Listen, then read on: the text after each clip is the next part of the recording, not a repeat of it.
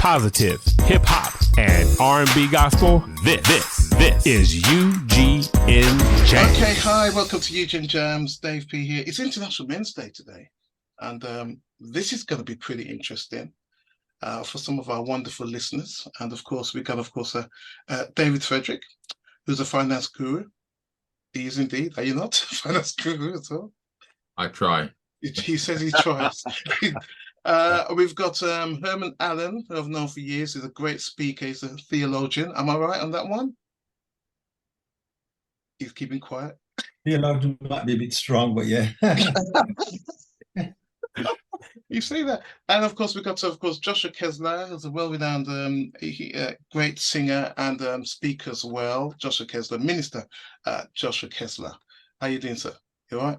Yes, I'm good, thank you. Good. And of course, Pastor Andrew John, who's been with the station, I think, from day one, actually.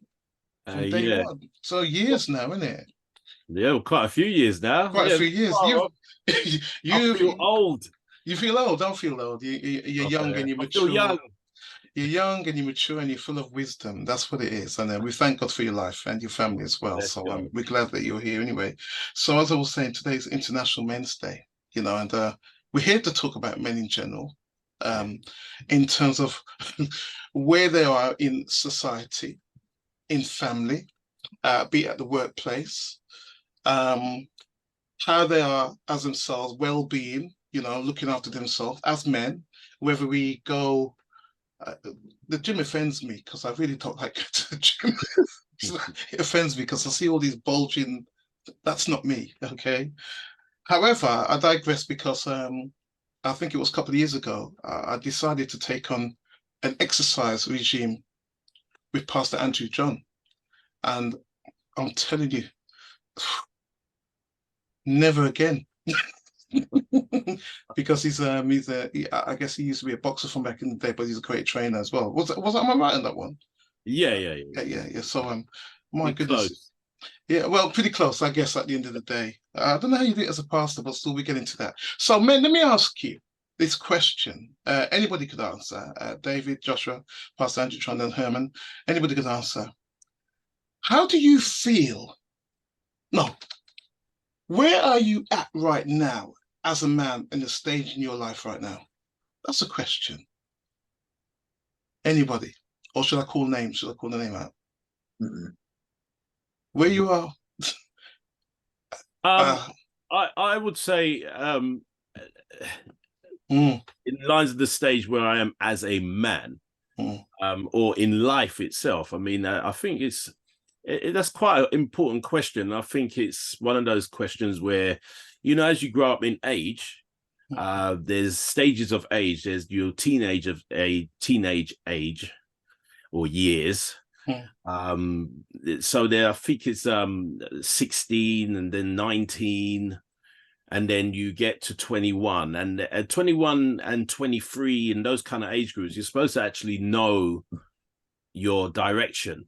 You get an idea of your direction, and the reason why I'm saying that is this stage now in life, you kind of get to a point where you're saying to yourself, well, where I am now, where am I going to be going from here? Because I've got more years behind me than what I have ahead of me.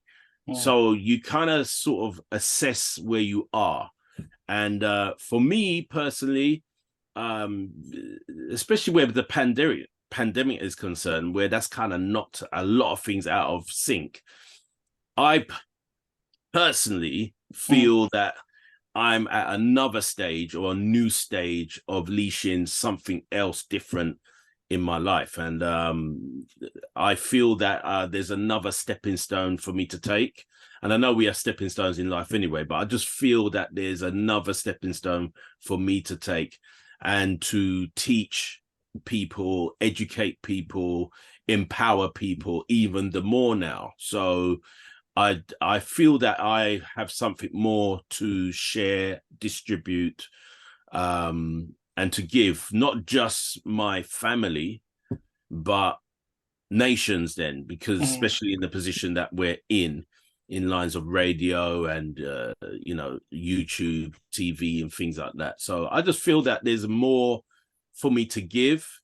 I feel like my health sometimes is not as strong as it used to be, and my ability to do particular things may not be as it used to be, and that drive, that heavy drive, is not as it used to be. But I believe that at this stage of my life, I've got something more to give, but may not be in the energy level, but on the wisdom level, on the spiritual level as well. Just educate the younger people as well. That's where I think I'm at. You know, something you said, I guess from the age of 16, you know, when things start to sort of like happen in your mind, or whatever your parents are sort of bringing you up, helping you along with. Let me ask you, Herman, when did maturity kick in for you? You know, when you notice I'm becoming this figure of a man where I have to take control, when did that kick in for you? I think I was brought up in the age where the male and female roles were quite well defined. And so I guess in my early 20s, it kicked in then, where I decided that, you know, this is what a man does. I think now that I'm the age that I am now, that has changed quite considerably. I'm not thinking about the role as a man as I used to. And some of the things that I probably would have thought were female traits, I'm now taking on and quite comfortable to take on. Oh, wow. So for instance, men have a reputation of being quite reserved when it comes to talking about themselves and being vulnerable with each other. We tend to sort of, you know, we'll have the banter and we'll talk, but we don't get down to the nitty-gritty of how we're feeling and those sensitive things. Well, now that I'm at this age, I'm much more willing to go to those places and to be vulnerable and to not think and associate my manhood with a kind of man-show image of a manhood. Besides, I've got no muscles anymore. They're kind of withering up. So that whole man-show thing has to go. And it's replaced, I think, a more mature understanding of what it means to be a man and how I ought to lead in my family and elsewhere. That helps. That's really good. David, let me ask you as well, a reflection of being a man, okay, and I guess with you at the tender age, whatever, how it started for you, because I know you're into finance, but, you know, when did you notice the change, or was it sort of like, son, you need to fix up? Did your parents ever say that to you, you know? No, I mean, there's always that, as Herman says, that difference between males and females growing up, although there was a commonality in household chores. However, I felt when I left home and went away to Leicester, I mean, there was a period of, freedom and enjoyment, okay? Yeah. But it came to a halt when at 21 you started to launch your career. And I think that's the point when you enter it, for me, enter a different zone, because I was now entering a different world as a trainee accountant. And that requires a certain mindset.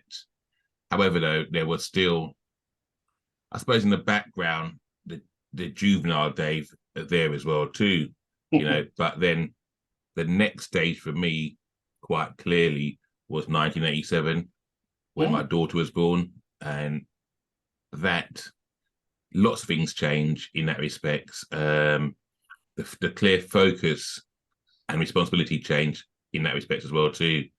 Then it changed even more so, I think, in about late 89, when I had to change careers because of childcare issues, and I abandoned this great life going around doing great things, and I went into education because it gave me the freedom of the kids and so forth as well too.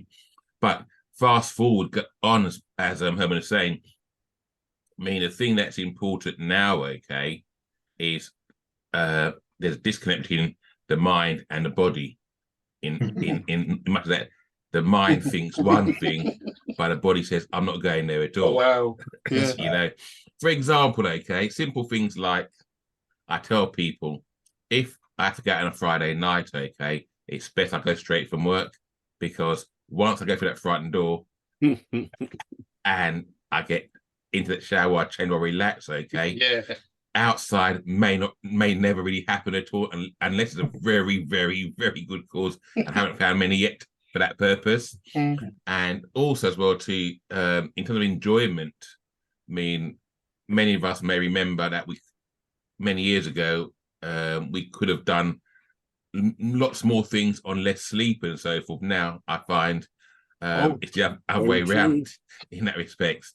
But also as well, having engaged and having encountered some health challenges in 2008, my heart attack and prostate cancer in 2016, I'm very much more open and in sharing with men and supporting men and breaking down men's sort of false sense of maturity, false sense of madness they've got about themselves and their sexuality, especially prostate cancer, and the reasons why they won't go for that sort of thing as well too, you know. And now for me, as Pastor John says, there's much more life behind than forward. So I'm now in a much more serving stage and transferring knowledge and transferring on and supporting the next generation. And it's as though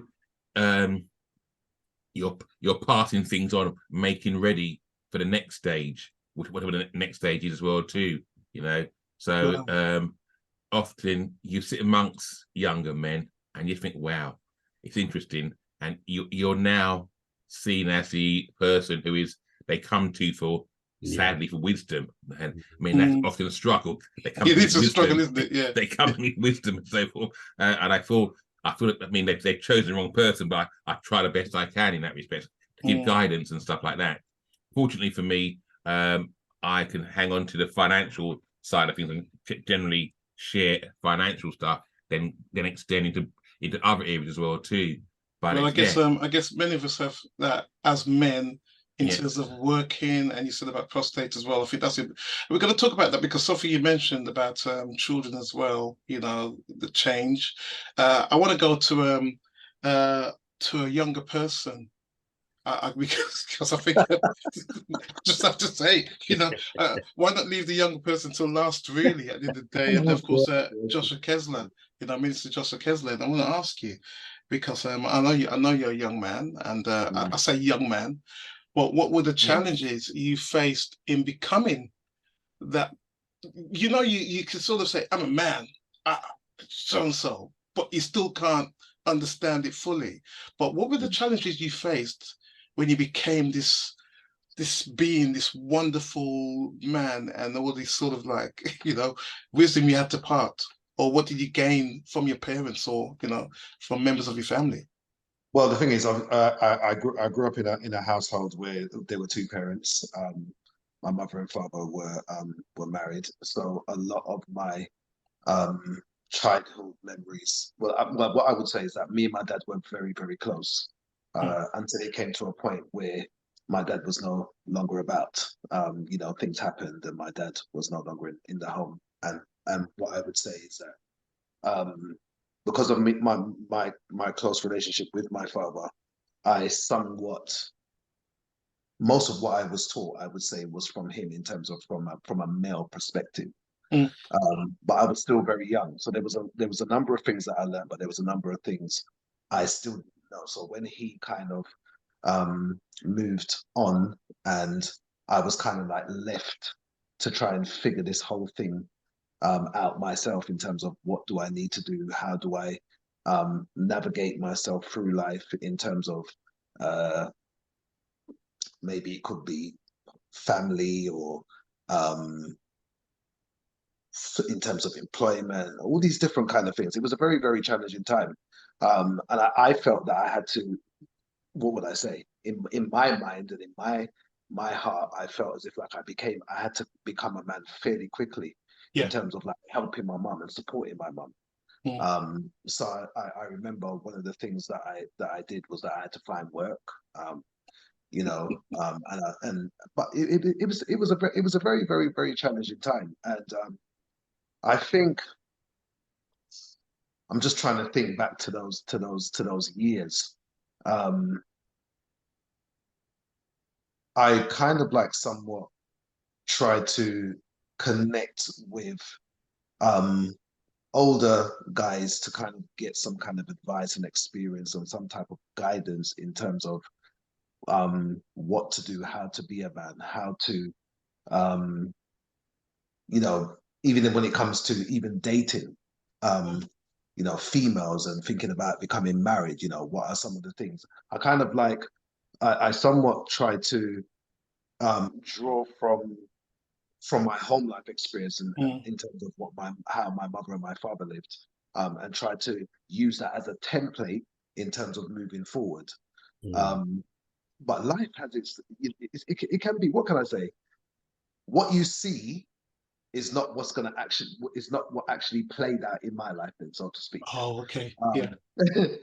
Even though I had some wealth of experience from what I saw within my household, it doesn't necessarily mean that when you begin to take those necessary steps in terms of wanting to get married and moving forward with your life, that it's actually going to go the way you think it's going to go. But yeah, I kind of like, as I said, I kind of like was use my dad's template or understanding. But then the thing is, what I would say, and I hope my dad's not going to crucify me for this, I don't think he's listening to the show anyway. You know, there's this term that we often hear within Christendom in terms of generational curses, because my dad didn't have his father in his life. Okay. So I think that he was obviously doing the best that he could. You might have to speak up loud into the mic. You might speak up loud. I think he was doing the best that he could. Yeah.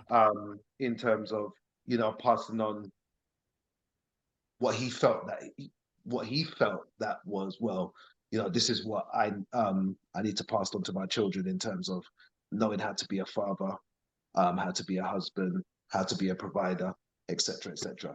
And maybe he didn't always get it right. So, you know, I know sometimes that can be a challenge. Sometimes, you know, when men don't have their father figure in their life, it can be a bit of a challenge in terms of how do I, what do I do?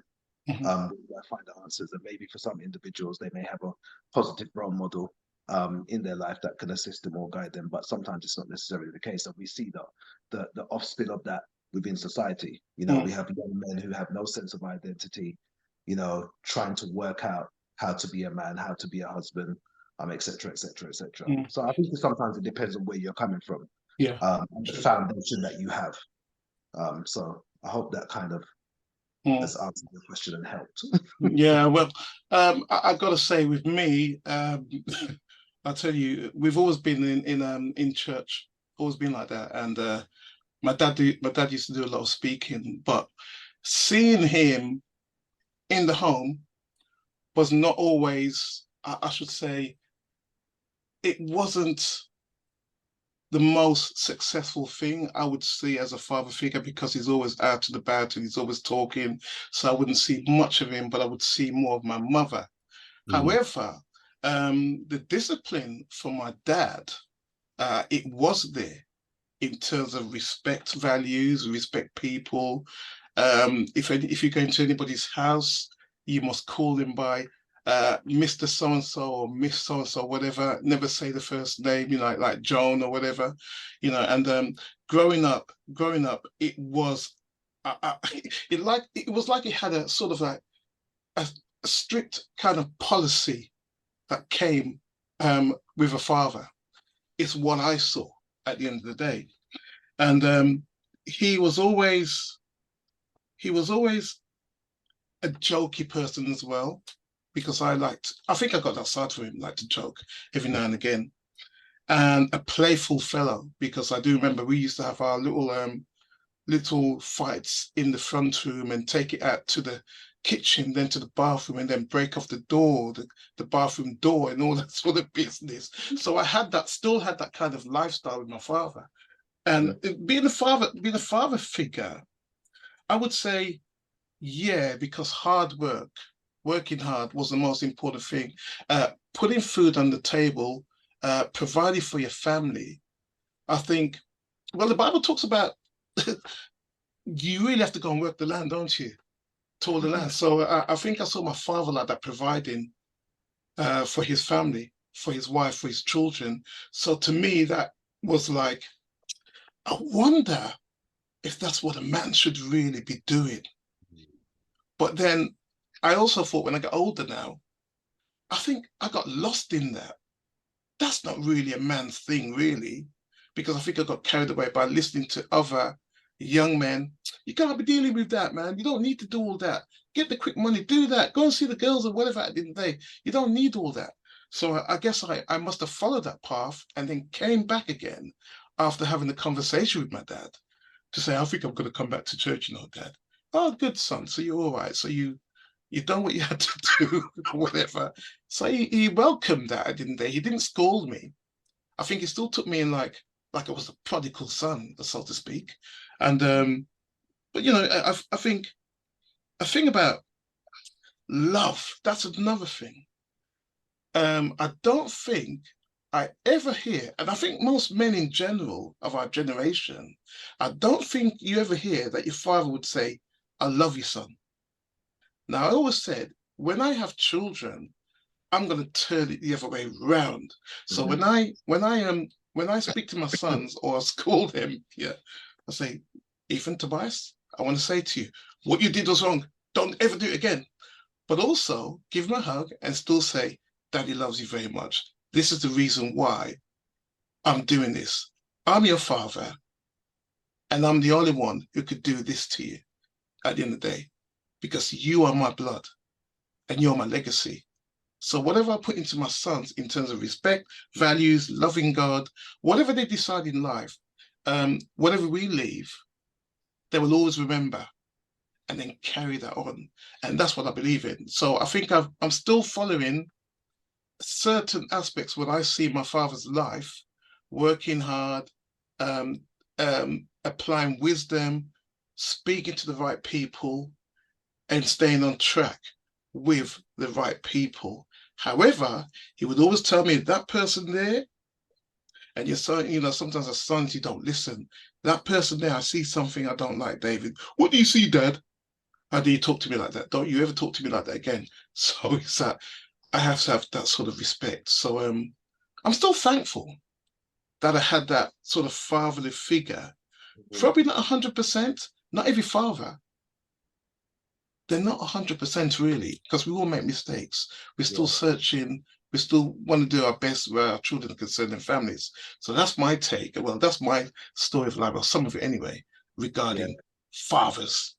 You know what? Just to pick up on what you said there, because I think something is really important. What you said, you mentioned about you saw your dad and you just kind of thought to yourself, this is the way a father is supposed to be, and so forth. However, you do tend to find a lot of people who grow up in life tend to almost take on board what their fathers do in lines of how they carry on in life. So for instance, for argument's sake, I mean, my dad, I used to watch my dad, and sometimes what we do, we watch things, and so therefore we duplicate them in life, not even realizing that we're mimicking what we've seen our father or parents do. So my dad used to, like, as much as my dad used to work on the British Rail, he liked to do handiwork around the house. He liked to do carpentry, like the garden. He had chickens. He had, oh,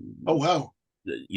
All his vegetables in the garden. I know some people have allotments, but he had it all in the garden. So eggs we had, and the chickens were there and so forth. But anyway, long story short is that he liked being handy, putting his hands to carpentry and stuff like that. All right, some of it was a little bit, as they call darb kind of work, but anyway, it was something I saw. So I automatically did that when I was at secondary school. Okay. It was one of those things you did woodwork, metalwork, stuff like that. That was part of subjects you can pick, but it was something that I did. My dad liked photography, and it was something that I got into as well. It was just those little things that subconsciously sunk into my mental state or my mindset. So I automatically did it. So I took it to the next level. And I think what we do as people, we take it to the next level of whatever we see our parents do. Yeah. Now that could be in a good way and it could be in a bad way. But I tend to find that that's what I did. And I know many other people in the same boat where that is concerned. Now, you know, you have that stigma where people, you know, I'm going to go down a little bit of a dark route, but you get sometimes people who abuse their wives. They see their parents hitting their wives or hitting their mum. And they think it's normal, so they do that. It's normal. So they do it in their next relationship and so forth. So, and some don't even see a figure to watch, but they make up a figure. So I think it's very important, like what you just said there, what we see in our parents, we have kind of like replicating that and also making it a little bit more further. And with that being said, my dad liked cameras. I liked cameras. My son is now into cameras, but he's taking it to the next level higher than what I've done. So I just think it's quite important that, you know, we are today, sometimes it's because subconsciously it's what we've seen. And we're just pushing that forward into who we are today. Well, here's a question. Thank you so much. Here's a question for all of you anyway. Let's see who can go with this first, because it gets me thinking that what's important in society. It could be, I'm looking at both actually. And I say the Christian society or Christian circles, oh my goodness me, and the sort of like mainstream society. How important, anybody could answer this, how important do you think men are in our Christian circles or Christian society and also mainstream society? How important do you think men are? It looks like you want to answer, Dave. You want to say something? I'm reflecting. Okay, you're reflecting. Anybody want to go for that one? Anyone? Herman, Joshua, anyone? I think it's absolutely important that men are very much active and play very, what would I say? I would say leadership roles in society. You know, one of the conversations, the many conversations that we hear a lot today is that we don't see a lot of men within the life of the church. And I believe this is a conversation that we can have from now till kingdom come. But I do believe that it's very, very important that we see good men. There are good men out there. There are great men out there who are doing some great stuff. We need men. We need our brothers. But it sounds like sometimes they're the unsung heroes. Is it not the case? Yeah. It's true. You know, and this is why, you know, having this conversation, I'm hoping that, who the brothers that will be listening will be encouraged and inspired, you know, that in spite of your foundation or where you're coming from or their template of being a man, etc., you know, this conversation would really empower them and inspire them to move forward or to do what God has created them to be able to do. You know, for some men, maybe for some men as well, some men didn't have fathers in their life.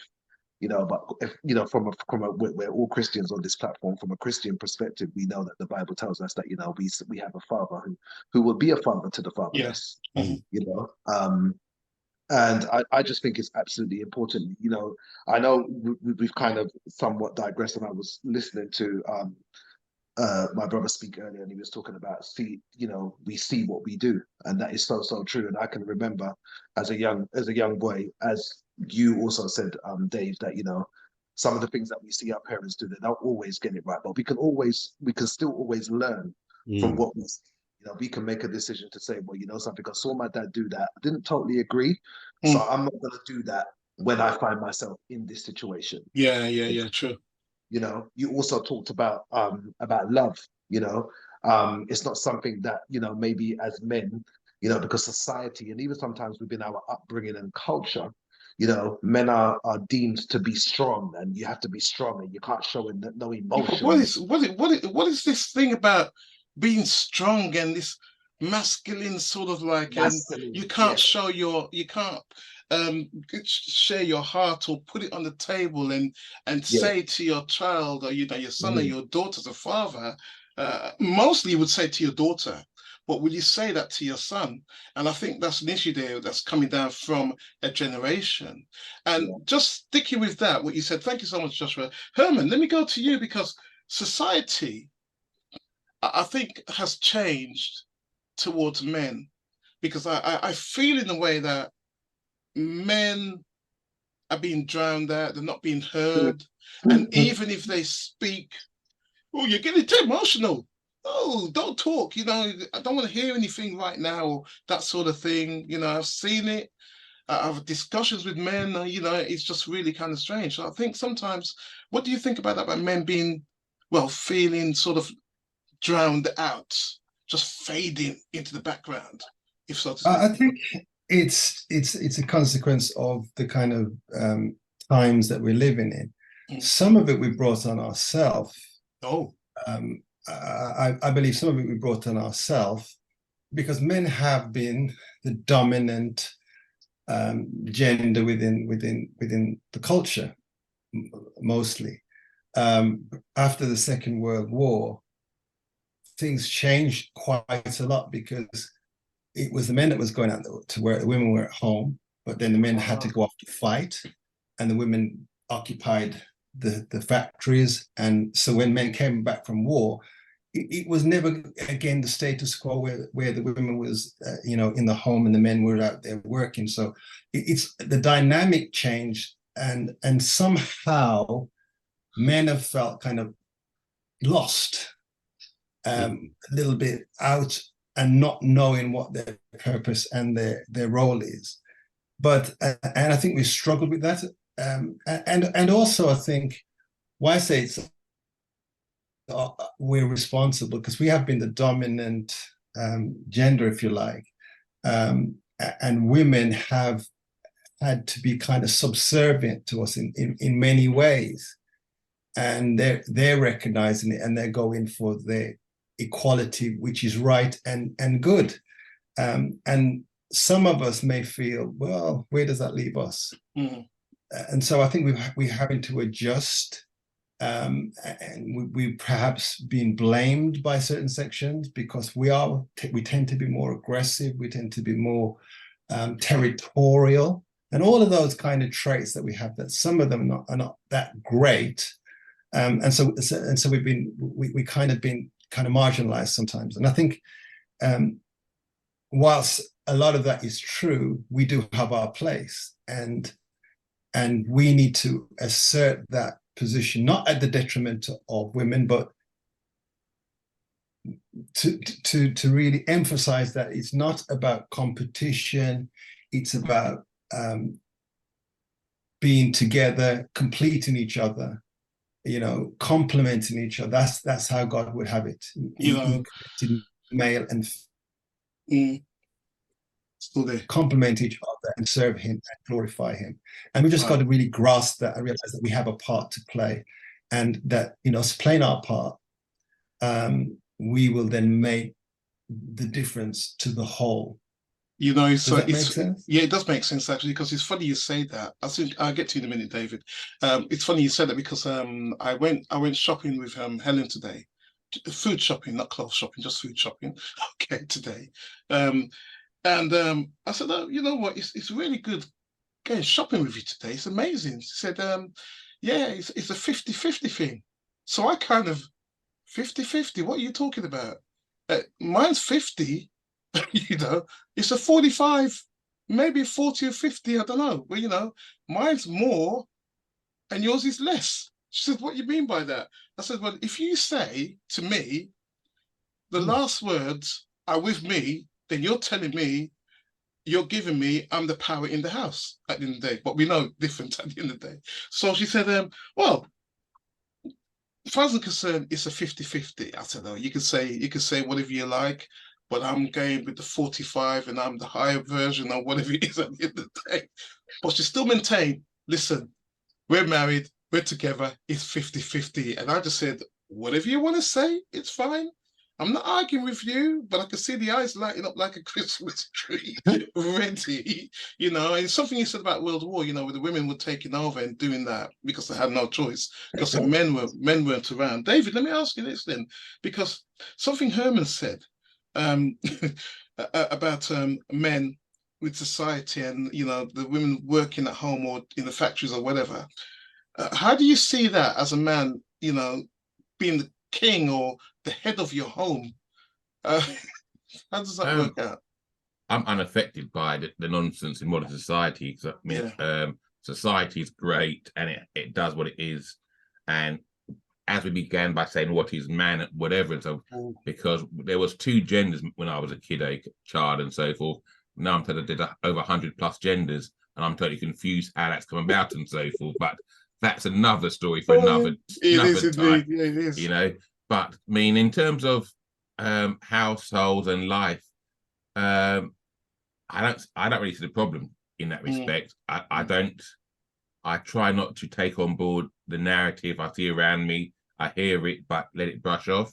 But what I do think is important is that we as men, we need to step up and maintain our position. Men in the church as well too. I'm surprised that how many men, having grown up in the church as young boys and young men, they disappear and for a long period of time, and only sometimes come back very, very, very late in life. Equally so, if they are stepping up in the church and so forth, I do think that gives them a great platform to segue into mainstream society, because lots of the training, discipline, and structures that we provide in the church keeps you armed for survival and development inside mainstream society as well too, because you learn how to handle yourself effectively as well, and not have to respond sometimes in the traditional aggressive, responsive ways that we sometimes do have done, and whatever, when you're younger, when you're full of testosterone and you won't be told and so forth, as well.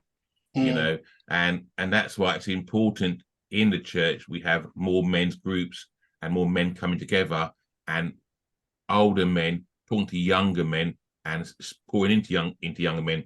What I find really surprising now is, as a youngster, I spent lots of time talking to elders. Nowadays, youngsters don't talk to elders and so forth, and we think that's okay. Oh, really? Oh, okay. There's a price we're going to have to pay for that, because it's not okay, because we learn from what goes before us. And also, whether we like it or not okay, there is hierarchy.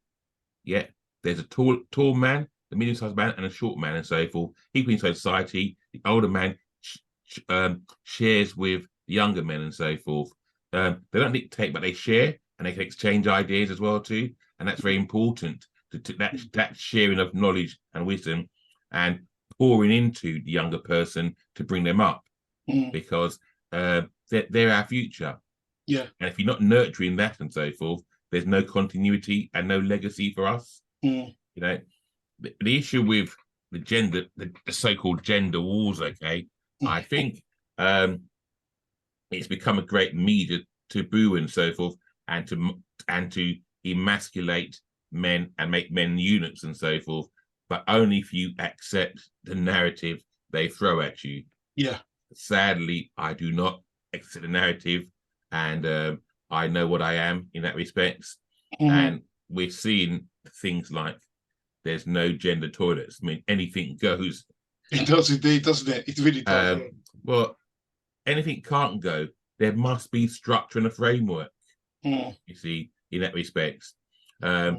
Pastor John said that carpentry, if you don't do certain things with your tools, your tools won't be ready when you come to use them again. So therefore, there must be order and structure. So the idea of it's a free fall, it's a war zone. We'll come to regret that, and that's perhaps the reason why I think it's now a great time for the church to strengthen itself and play a greater role in people's lives. Because I keep saying to people, we have all that we need inside the church. Yeah, we need to recognize that and push it to the forefront and so forth. Because the same way we've seen society demonizing men, we've seen the same way the society demonizing the church and Christianity and so forth. Yeah. I say it's morally wrong and so forth. You know, you can't wear your symbol of Christ and whatever and so forth. So we need to be aware of that and need to be strong in our faith, and that's what will carry us through. And remember that we live in this world, but really we're not of this world really in that respect. So we need to make sure we can stand strong, stand firm for ourselves and in ourselves, and actually we build and share together and come together as one. Well, I gotta say to you, I really like what you said there, but I also gotta say to you, because International Men's Day, they've got a mandate. Well, they've got what it really means for them today. It says International Men's Day celebrates worldwide positive value men bringing to the world their families, communities. We highlight positive role models and raise awareness of men's well-being. Our theme for 2023 is zero male suicide. Together we can stop male suicide. Now we know, considering where men are concerned, some men, be it young or old, young men, there are challenges where they're not being heard, or they feel sort of like left out of society, or it could be anything to do with relationships, family breakdown, and they just feel like they're not getting the help.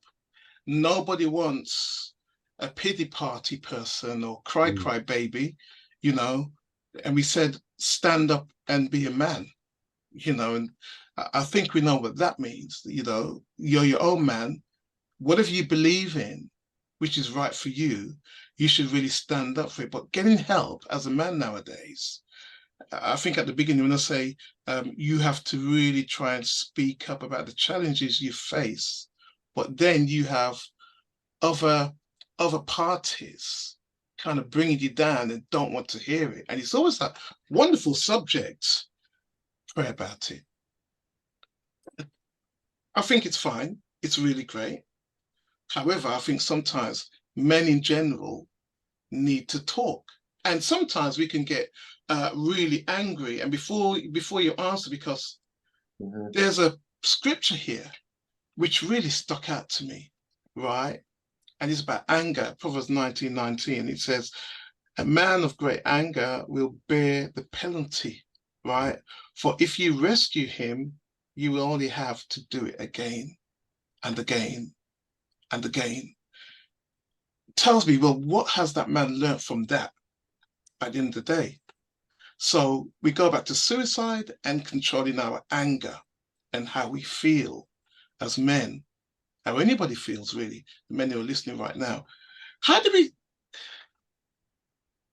we get past this issue with men, young men, who have so much going for themselves, and at the end of it, just cut off, life's finished?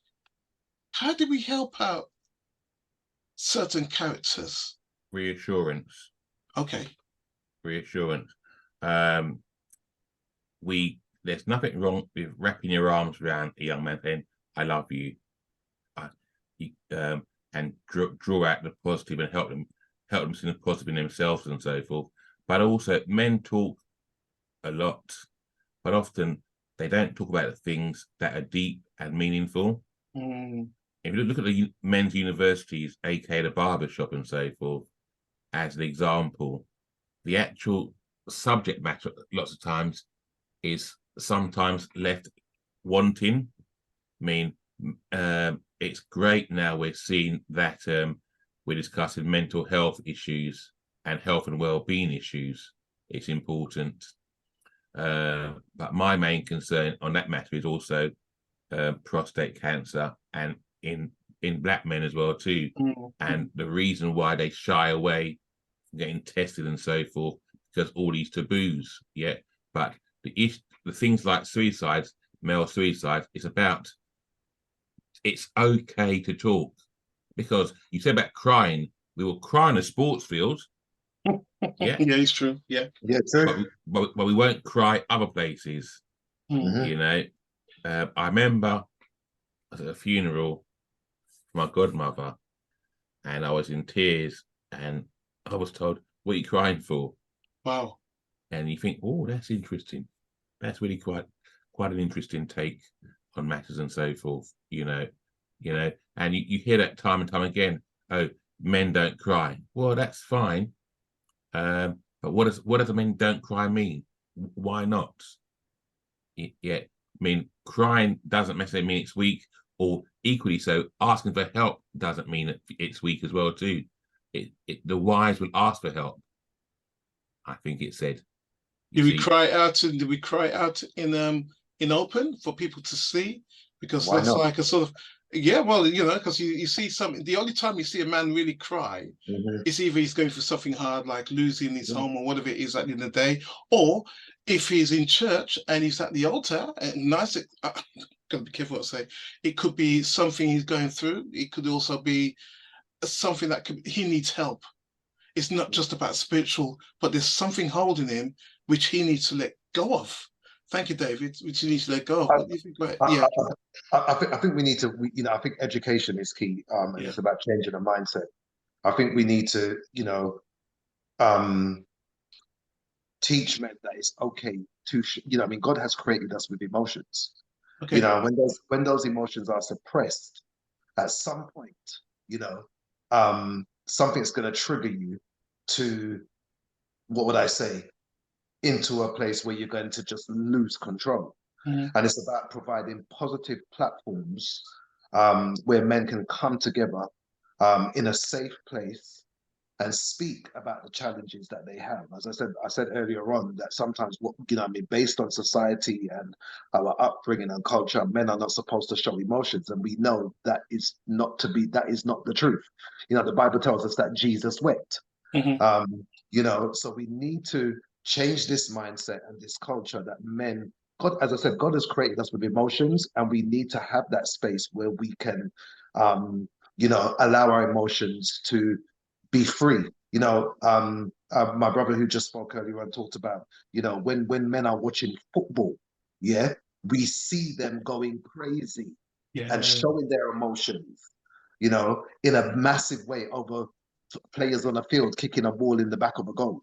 If men were to take the time to sit down in a room and to talk about some of the challenging issues that they're dealing with, the amount of healing and deliverance, we will see less of suicide or men involved in antisocial behavior, our young boys, who are, some of them are so angry, about whatever the situation they may have grown up in, and they find themselves doing things that are contrary to who they are and what they're supposed to be. But when you say that, sorry to cut you, Joshua, but when you say that, where these young men are growing up and sort of like, because I think most people, if you're not wise enough, you kind of connect yourself to more of the negative than the positive, because you think that's, well, the majority, because to you, that looks really good. And you could just stand there and say, well, I'd rather stay here, whatever you're saying, I hear you, but this right here is family. And it's so negative, it's family. I think that's what it is. Because in that space, you're being heard. You're being accepted, even though that environment is not the right environment for you. But because you're somewhat being heard, you feel connected.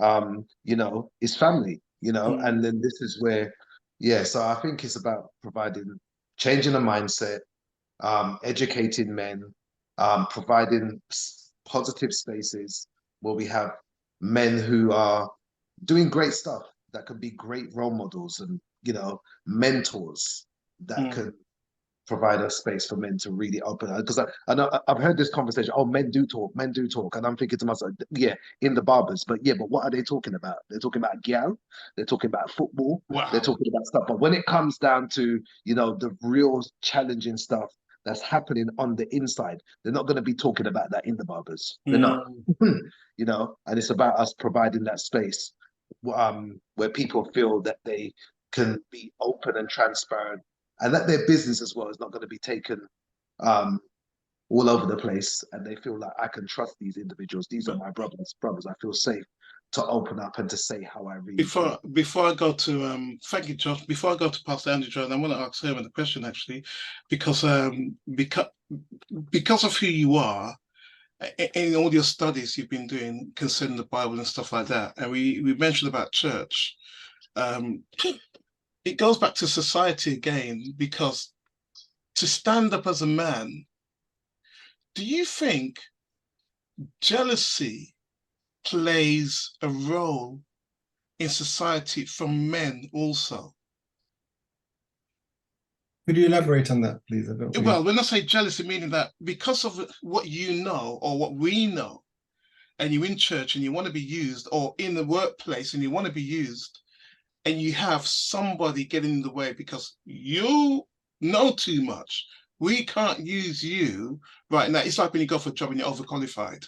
You know, why should we use you? And we talk about mainstream and church as well, because I guess some men are going through that. Do you think jealousy, because of that, because of what you know, plays a major role in society and in some of our churches, where men cannot step up to the plate and be what they're supposed to be? Oh boy. Egos.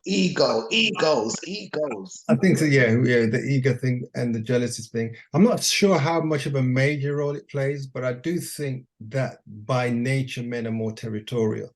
And we like to, this is mine, this is my territory. We sound like lions. And I don't know, it's probably a physiological thing, a sociological thing. It's part of our makeup to protect the prey, and the other lions, keep the other lions out, and it's our territory kind of thing. So I think there is a part of that men have. But I just wanted to just recap on a couple of things that the guy said that I think is so important, is that we really have to be emotionally available, not only to each other at our generation, but for the younger generation, we have to be available. My dad, I felt, was a phenomenal guy, but he didn't share his emotion, and that was a generational thing as well. That generation didn't share their emotions, but we definitely have to have learned from that and to be more available, so that not only do we teach, as some of us have just said, but we're available to demonstrate another model. So, some of the young guys go out and do all kinds of stuff negatively is because sometimes they don't have a role model, a male role model in their life that they can look up to, that they can respect, and that can show them a different way of acting and behaving. And that's what we have to be. We have to be that positive role model that says, yes, I'm a man. And being a man doesn't mean I'm or macho. Being a man means I'm available. I can cry, I can laugh, and I can hold those emotions, and that's what makes me complete. That's what makes me rounded. That's what makes me holistic. So I think we have to be available, and I think that is a thing that we have to learn from this exercise. I think. I definitely hear that. Pastor Andrew John, about you? Yeah, you know what? I'm just picking up on a few things there, because one of the things that keeps resonating to me is, what do men gravitate to? And I think if we look at society, you will see people like, all right, let's take, for instance, you got a lot of the young people who tend to want to be in gangs. They're in this kind of postcode gangs and so forth. And the majority of them are men. I mean, or young men and so forth. The thing about it, we are what you call tribal. I think society has always had a tribal or gang mentality, and that goes throughout all generations. And the common ground there is the fact that there's a togetherness. And once you have a togetherness, then you have more of a strength in unity, a strength in your attitude towards life, and a confidence level. I hear a lot of the young people out there when they say, why did you join the gang? I joined it for protection.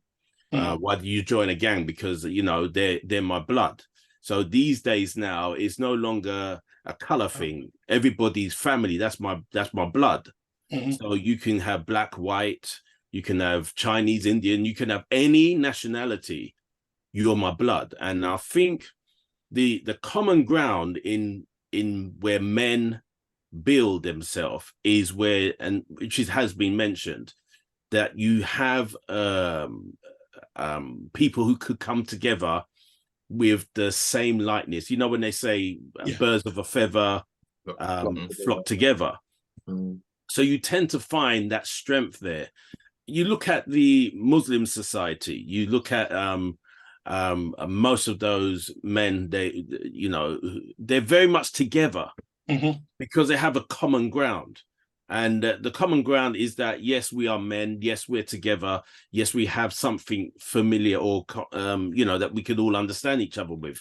So there's a common ground. And I think really when we look at society, when we look at the church, then the common ground is Christ. But as men within that common ground, we're not really together because there's not as many of us that come together as Christians in an agreement, and so we find it difficult.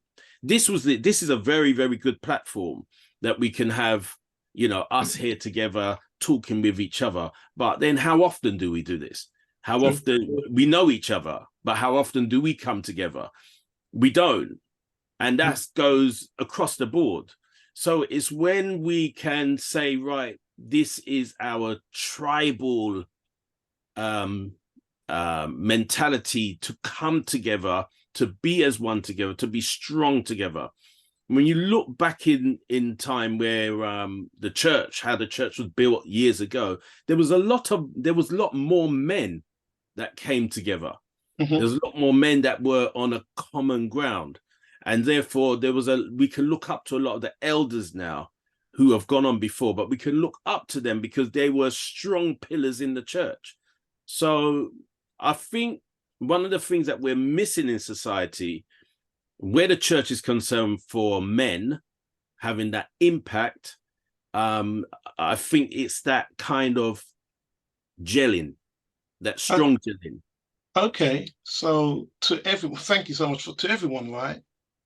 How do we promote male role models? Because I don't see much of it. Only the famous, not the little man, not the well-known, but the little figures. They need promoting as well because they don't get. I mentioned at the beginning, the unsung heroes. You don't see much sort of awareness or promoting or talking about them that much. We don't pick up on details, even when we're doing our daily chores, be it at church or work or whatever, and we see this young gentleman. How many times have we gone up to someone and say, what you did today or what you said, I liked it. You are absolutely amazing. Or I wish I could be like you. Doesn't matter about the age, because wisdom could come at any time to a young person, whatever. But how many times have we gone up to a gentleman and a young person and say, you know what? Whatever you're doing right now, keep on doing it.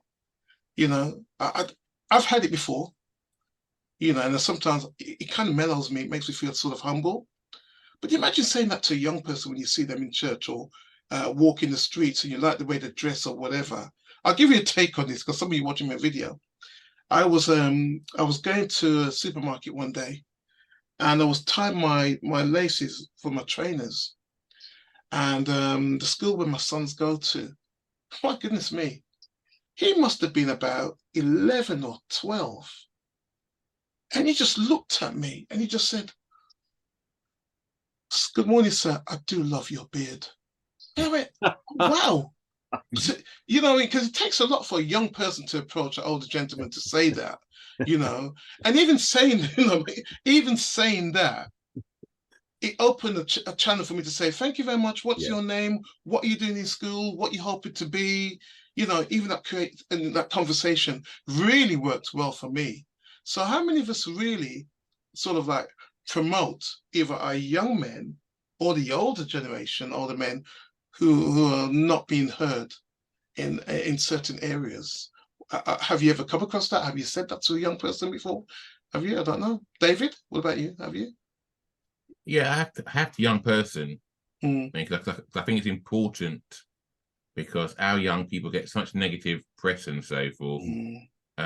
It's like when you get people say they talk about bad service. When you receive good service, you must always promote it and praise it and so forth. And it's the same thing with our young men. When you see they're on the right track, okay, you must, I think, encourage and promote and help them stay on track. Because if they don't, okay, they might feel, oh, they're the odd sheep and so forth. Then they might feel left out and fall back to where the masses are, because too many of our young people are like sheep and not shepherd. So if you see a young person who's been a shepherd, okay, you must encourage that shepherd-like behavior in them to stand out and be different and raise them as well too. You know, that's so important. Otherwise, if they don't, okay, you may come to regret, if only I had done, I had done, and that can be much worse in that respect. That is always the word you hear. If only, if only, you know, Herman. Yeah. Can I say that I agree. I mean, all of us online have a particular profile, and I'd imagine that certain younger men are impressed by what we've achieved, and I think we should do that casual stuff like complimenting and encouraging, but I think we also should have structures in church whereby we are mentoring the younger generation. I in our church, I've taken on the mentorship of a young man in the church, plus other people approach me, and I do a kind of formal or mentoring process with them. So I think, as well as the kind of casual stuff, I think there should be systems in church where you have to probably go and get your DBS sorted out and the check sorted out, so that you're all legitimate, but that you are putting yourself forward as mentors to guide and direct and support spiritually, emotionally, mentally the younger generation. What do you think, Joshua? No, I totally agree. I've had the opportunity of working within the educational sector, as well as being back in the day a youth pastor, and I love young people, and I think it's so important in terms of the times that our young people are living in. Not even just our young people, even my like-minded brothers like myself, to encourage and to support. There's a scripture that a verse that says, "Am I my brother's keeper?" And we need to see that played out. Sometimes, so often we can speak the word, but we're not active in doing what the word says. So I think it's absolutely important that we do encourage one another. I remember I was a member of a particular church, and there was this young guy who just came into the church, became a member of the church, and he took up a particular role. And the role was simple as just hoovering the floor. And for weeks, I was watching him. As soon as the service is finished, he would be just hoovering the floor, and he would be doing it with such passion. Good. But what I would notice is that people were just walking past him and wouldn't even say a word. And I'm not saying, well, I didn't see anybody, but I was watching it for a few weeks, and I went up to him and I said, and I really encouraged him. I said, you know something? I said, what you're doing, I said, you're doing a fantastic job. You're doing an amazing job, just to make that connection. And I think it's important, and just to see, the expression on his face that somebody has seen me, and somebody actually appreciates, what I'm doing. It's important. Encouragement. The Bible says, was it encouragement strengthens labor? It does. So it's so important that we do take the time out to reach out and to speak and to uplift is important. But coming together as well is another thing. I have such a passion and a desire to see us as men, as brothers, coming together a lot more. I think, when I look on social media, you often see a lot of things happening as it relates to our wonderful sisters, but you see very little as it relates to men coming together and having conversations. And I think then there is a great need for that to happen. I think what you said there was really, and it really hit home with me that it's really good. I like hearing things like that. We just got about I think 10 minutes left anyway. But the question now is this one, because I guess this is to do with and I love legacy. I really do.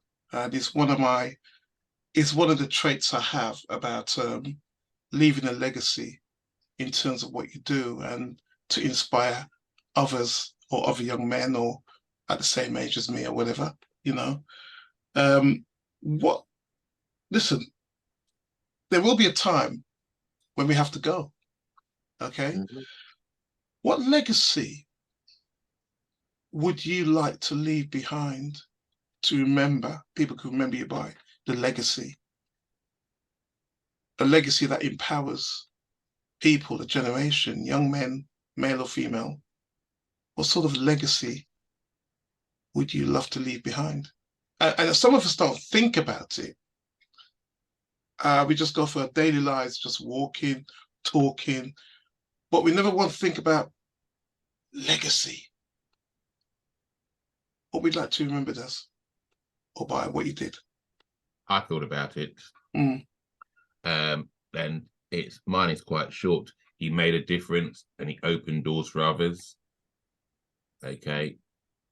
And that's something I've been fortunate through my career in education and in the business world to provide opportunities in employment into a profession for people when the door has been shut to them, provide opportunity, because I was that person where that door shut to me in 1983, and I had a choice to either do I get angry and destroy the offices of the person I'm being interviewed, or do I decide I'll do it different when my time comes?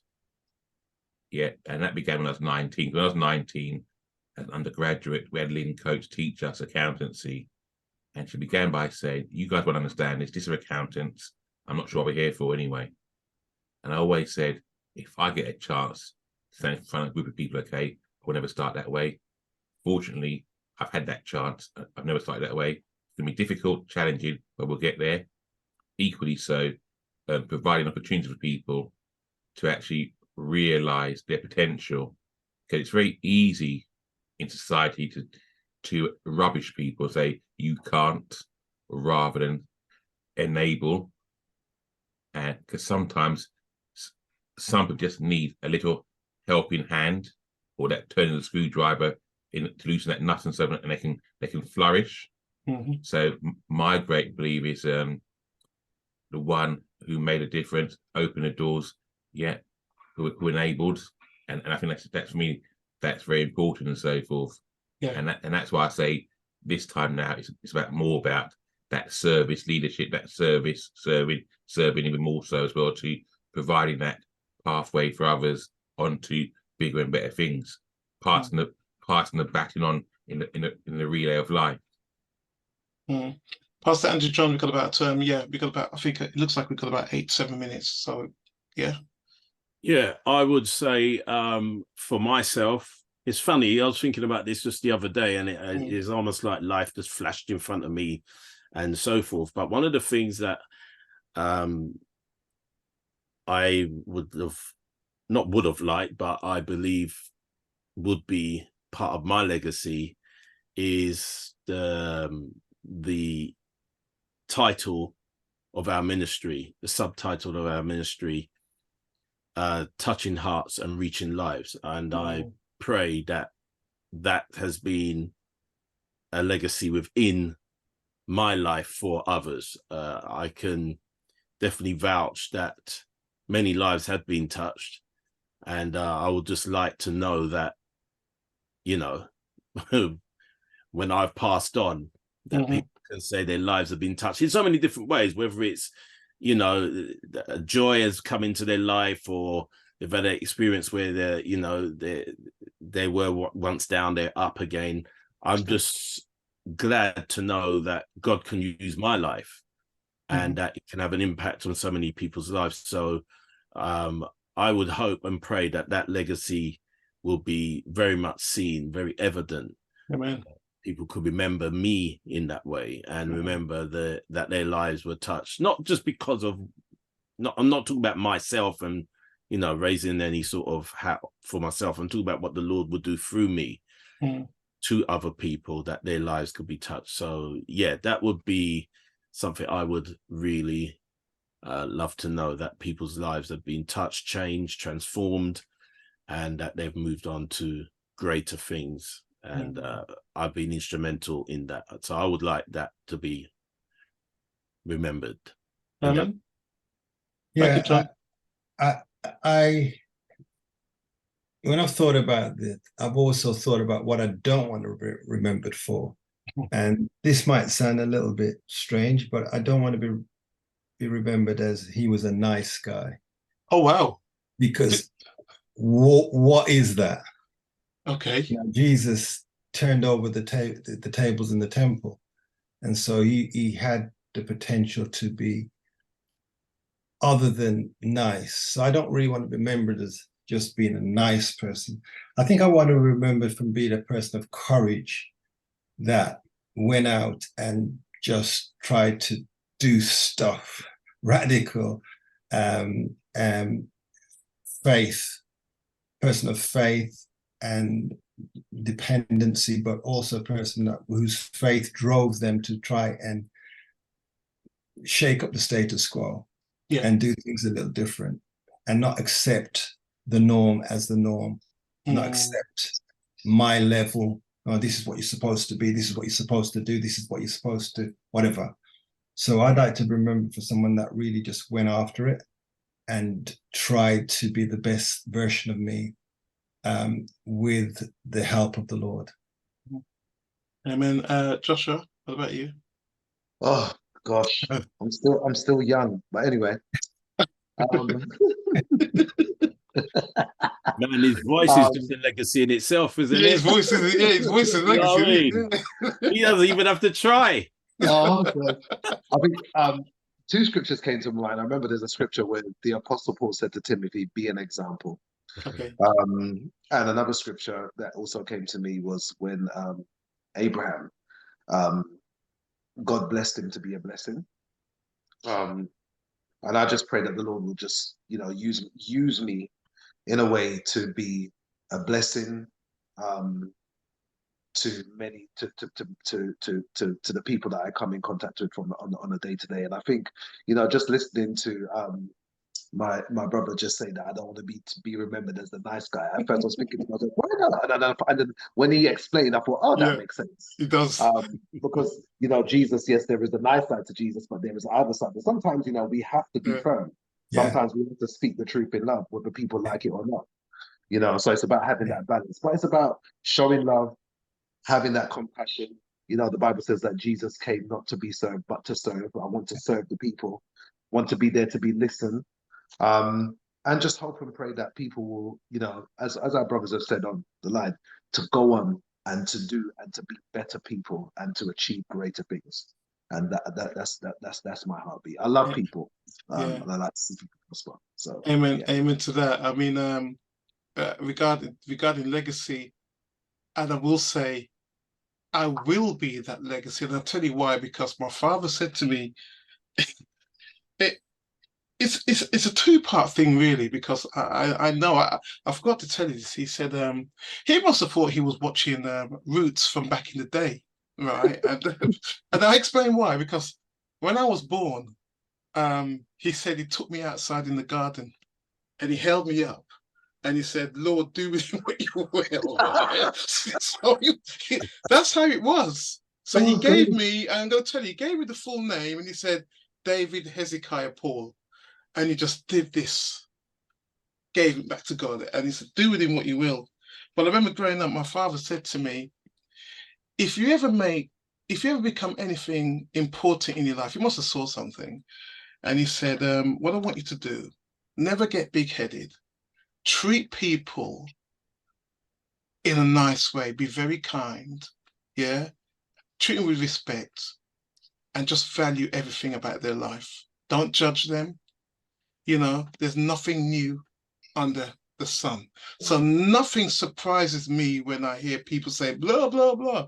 Me, I go, okay, well, the Bible does say there's nothing new under the sun, and that's what I believe in at the end of the day. So my legacy will be of one that stuck to the plan, because I cannot get away with it, because it's been planted into me, you know, and you know, and I thank God in a sense, in a nice way, a loving way, for my father who planted that seed into me as a young man and told me that story when I was born. I mean, I couldn't even believe it myself, but still, at the end of the day, I just want that legacy to be where people saw me as a very genuine, and I say, I wouldn't ever said a nice guy, you know, and one who stuck to one who did not give up, no matter what. He just kept it going, you know, through all the ups and downs. You never showed that you were upset about something. You never showed that you had financial struggles. You never showed anything. You just carried on laughing or smiling. But when you had to speak, I don't speak that often, because Herman knows, and Pastor Andrew John, and yeah, I don't speak often. I really don't, you know. But at the end of the day, right, my legacy will be, and I know it will be, that where people will, wow, that's big. I want to be, or want to have that experience. But you've got to go through life to get that as a young man, you know, from the beginning. And you have to really have wise counsel, meaning having wise men around you who could speak good old common sense to reprimand you and to love you the same way. Amen. Walk ahead, son. You're doing good, you know. So that will be definitely my legacy. I know for a fact it will be. I think we all know that, you know, and we know what our purpose is regarding as men. You know, we're family men, you know, we have children, and we know how to love our children, and we know how much they mean to us at the end of the day. And we're not going to let anything get in the way of that, because yet again, that is our legacy, which we have to put into our families. So there you go. Mm-hmm. International Men's Day. Wow. Thank you guys so much. Thank you. David Frederick, of course, what's the company name? It's too late for me now. Marcus Bishop Associates, right? Joshua Kesler, Minister Joshua Kesler, a great reggae worldwide award-winning. You didn't know that, did you? I just thought I'd say that to you. Reggae singer, great artist, great songwriter. I might sing with him one day. Pastor Andrew John has been with Eugene James for a good while. He's like family as well. Everybody's family. And of course, Herman, who I've known a lot longer than Pastor Andrew John. Okay. Who I have to be honest with you, because he knows this already. When we used to go to the same church, listen, there's only two people I would rather listen to on a Sunday.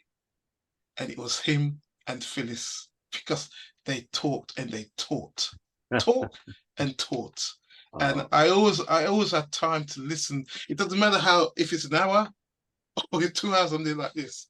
Boy, you know what? These people are amazing, you know. So I always take my time and listen to these guys. I do.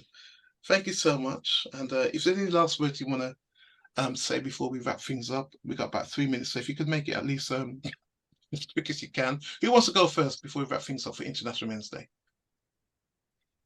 Well, I would just like to say thank you very much that we've been able to come together on this platform. And I'm proud of you guys, every one of you. And for the men out there, bless you. Listen, keep moving on. Be strong and continue to fight the good fight of faith. And that's Pastor Andrew John from Direct Touch Ministries International. There you go. Am I right on that one? Yeah, okay. You got it right. Okay, thank you very much. Well, thank you, David Frederick. What about you? Just keep on walking that positive path, and let faith be your baton that carries you through and into the next generation, and pouring into the younger men as well too. So yeah, stay strong in the struggles. And also, Herman, what about you as well? Yeah, I just would like to thank you, Dave, for this opportunity to share with these wonderful men our experiences of what it is like to be a man, and to encourage other men to just remember that God's got you.